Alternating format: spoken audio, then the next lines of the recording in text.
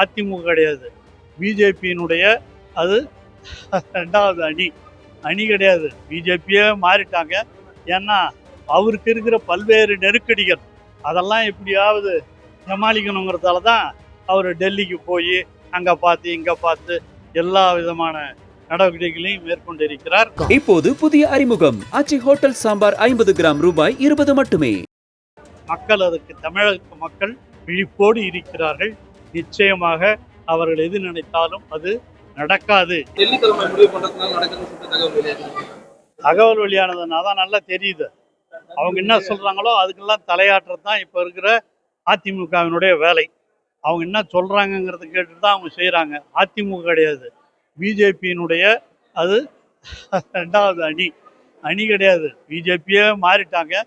ஏன்னா அவருக்கு இருக்கிற பல்வேறு நெருக்கடிகள் அதெல்லாம் எப்படியாவது சமாளிக்கணுங்கிறதால தான் அவர் டெல்லிக்கு போய் அங்கே பார்த்து இங்கே பார்த்து எல்லா விதமான நடவடிக்கைகளையும் மேற்கொண்டிருக்கிறார். மக்கள் அதுக்கு தமிழக மக்கள் விழிப்போடு இருக்கிறார்கள்.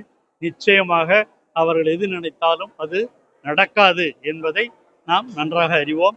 தமிழக முதலமைச்சர் தளபதி அவர்கள் இந்த 4.5 ஆண்டுகளில் செய்திருக்கிற சாதனைகள் எல்லாம் நம்மளுடைய மக்கள் மனதிலே வேரூன்றி இருக்கிறது. அந்த உடனோடு தான் இன்று நம்முடைய இந்த கனவு திட்டத்தையும் முதலமைச்சர் அவர்கள் துணைக்கி வைத்திருக்கிறார்கள். ஆகவே அவங்க கனவுலாம் நிறைவேறாது. அவங்க எப்படியாவது ஆட்சிக்கு வந்துடணும்னு கனவு கண்டு கொண்டிருக்கிறார்கள், அது வேற. ஆனால் நாம் செய்கிற திட்டங்களை தொடர்ந்து நாம் சொல்லி கொண்டிருப்பது தான் நம்முடைய கனவு திட்டம். நம்முடைய கனவு தான் பலிக்கும்.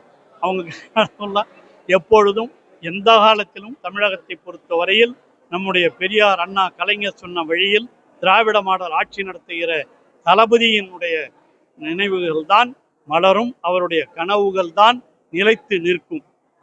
இப்போது புதிய அறிமுகம் ஆச்சி ஹோட்டல் சாம்பார் 50 கிராம் ரூபாய் 20 மட்டுமே.